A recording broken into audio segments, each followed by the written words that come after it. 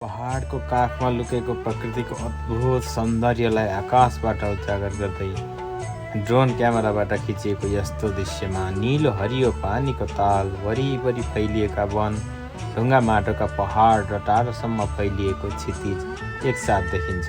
माथिबाट हेर्दा ताल ऐना जस्तै चम्किरहेको हुन्छ, जसमा बादल र पहाडको छाया सुन्दर ढङ्गले प्रतिबिम्बित हुन्छ।